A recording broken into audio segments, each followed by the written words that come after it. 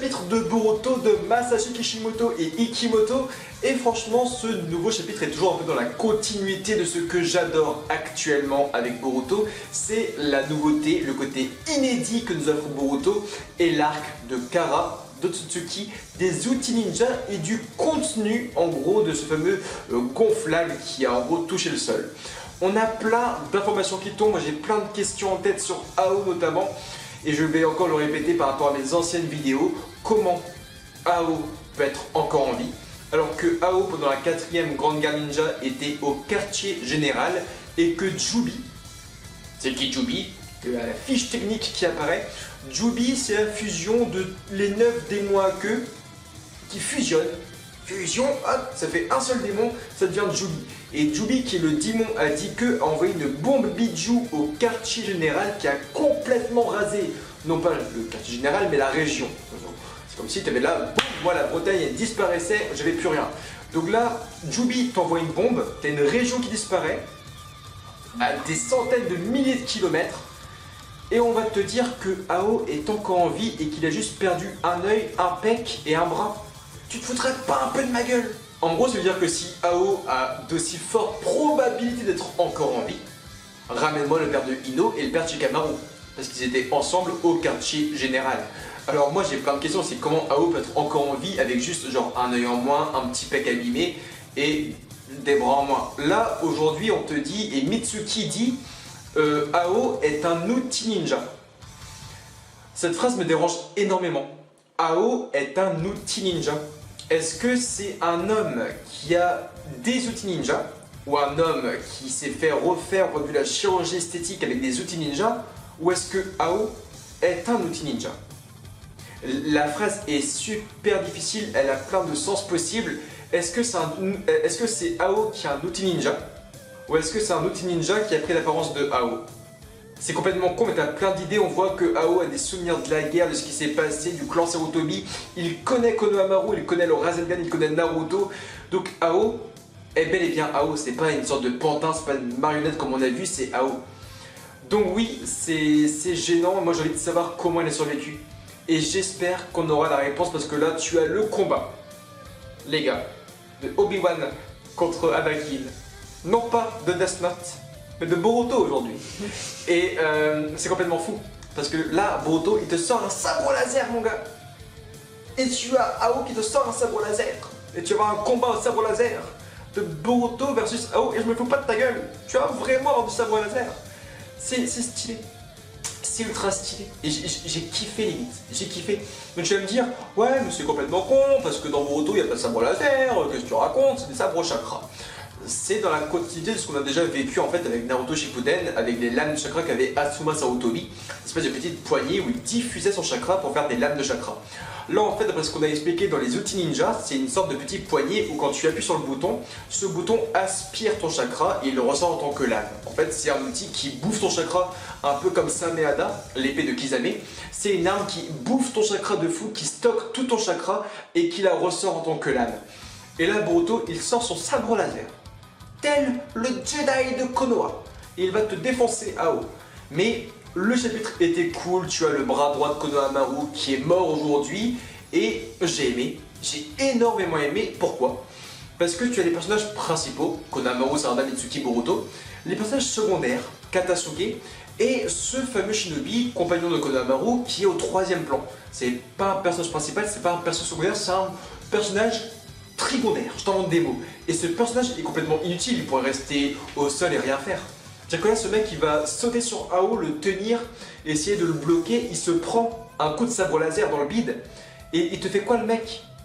Il a un trou béant dans le torse et l'abdomen, et le mec va te sortir une technique d'automne pour que le mur s'écroule, pour essayer de se sacrifier en tuant AO. Et ce mec, qui a le nom de, je regarde mes notes et je m'en fous, il n'y aura même pas de cut, ce mec s'appelle Mugino, merci au caméraman Mugino. Bah Mugino, qui est un personnage complètement inutile, parce que oui, tu ne le reverras pas, tu ne l'as vu qu'en 2 chapitres brièvement. Bah ce personnage, je le remercie. Parce qu'il est pas important pour le scénario, mais c'est con, mais j'ai trouvé plus intéressant point de vue développement, limite, je suis désolé, que Rock Lee pendant Naruto Shippuden. Parce que Rock Lee, tu ne l'as quasiment pas vu dans Shippuden. Il a pleuré vite fait la mort de Guy, il a vite fait mis ses portes pour attaquer certains clones de Jubi.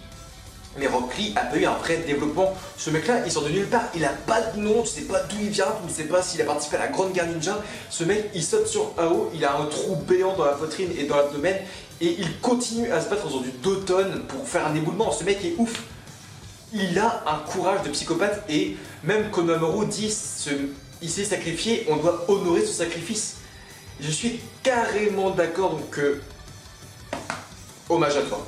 Est-ce que Ao pousse tellement à la salle et travaille tellement ses pecs qu'il a des boules de feu qui sortent de ses pecs? Parce que là, c'est le premier personnage de manga qui te sort des boules katon, du feu, de ses pecs. Le mec a tellement des pecs puissants qu'il t'envoie des boules katon de ses pecs dans la gueule de Konohamaru. Et d'ailleurs, j'ai cru, les amis, j'ai cru faire une review complètement folle en limite, j'allais commencer cette review avec une vidéo de Konohamaru, tellement que j'aurais kiffé. J'ai cru que le character design de Konohamaru allait changer aujourd'hui parce qu'il se prend une boule katon dans le visage, il tombe en arrière et on voit que Sarada va le voir, elle lui met du gaz mochi ninjutsu médical sur le visage pour le soigner.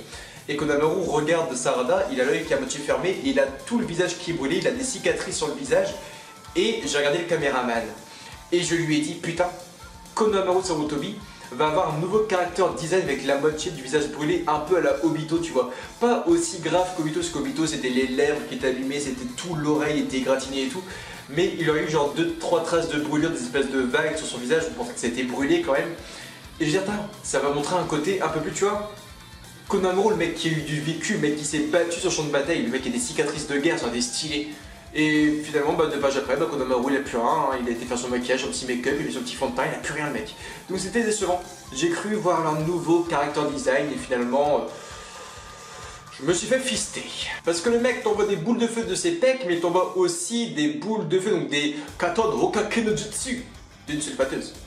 Parce que moi je vois la sulfateuse, je me dis c'est une sulfateuse, voilà, on a eu les kunai explosifs, on a eu les shuriken, des trucs un peu ninja, on augmente dans la technologie, donc c'est normal que les mitraillettes puissent arriver, que les sulfateuses arrivent. Là je me dis c'est des sulfateuses, rien de plus. Mais ce sont en fait des sulfateuses qui t'envoient des boules katon. Donc imagine si un jour on te crée des sulfateuses qui t'envoient des futon shuriken rasengan. Non mais c'est n'importe quoi. Mais ça peut arriver, c'est que là, l'outil ninja que Katasuke s'est fait dérober, comme ça a été dit aujourd'hui, c'est tellement important maintenant. L'outil ninja est tellement important que je trouve même bizarre que le combat Kawaki versus Boruto dans le futur, il n'y ait aucun outil ninja. C'est bête, parce que Boruto se bat avec un katana, Kawaki se bat avec une espèce de barre en matière chelou, une sorte de katana aussi, et ça m'étonne même que Boruto ne se mette pas avec son sabre laser. C'est chaud, je dis sabre laser, j'ai l'impression que je parle de Star Wars, mais on parle tellement de l'outil ninja maintenant dans Boruto, avec Katasuke, avec la greffe qu'a Naruto, parce que je te rappelle que Naruto, son bras maintenant c'est une greffe, c'est plus l'espèce de branche ou bref, de greffe de Zetsu ou d'Hashirama, c'est une greffe maintenant qui aspire les techniques. C'est que c'était lu le chapitre, je crois c'était au niveau du chapitre 16, Naruto se bat contre Boruto, et Naruto avec son bras, il aspire tout un lac limite avec son bras, donc on te parle tellement de l'outil ninja que ça m'étonne même qu'on ne voit pas plus l'outil ninja avec Boruto versus Kawaki. Est-ce que ça a complètement disparu? Est-ce que Boruto a fait en sorte que ça disparaisse? On ne sait pas. En tout cas, voilà, l'outil ninja a une grande importance maintenant, ça a été énorme. Moi, je veux savoir vraiment maintenant, dans les prochains chapitres à venir, et avant que Ao meure, comment il a survécu.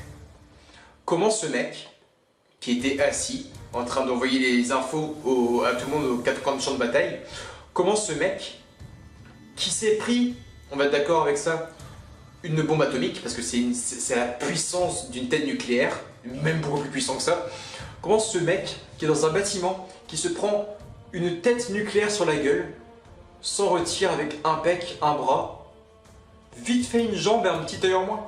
C'est impossible.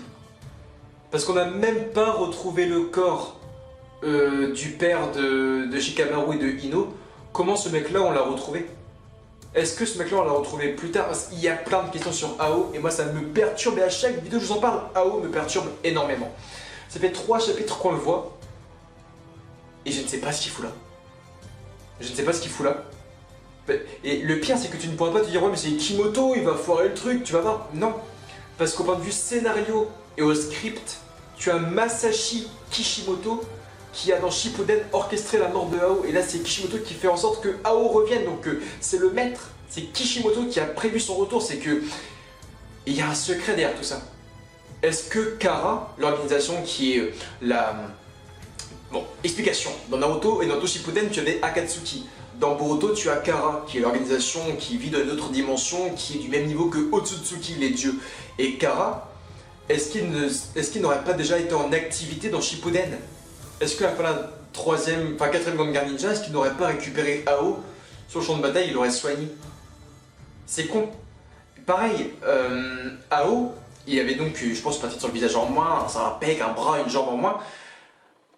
Et on sait que l'outil ninja est apparu logiquement entre The Last et Boruto dans Dojo Movie, ou même, je pense, dans l'année de Boruto, entre le côté Aspirant Ninja et Genin.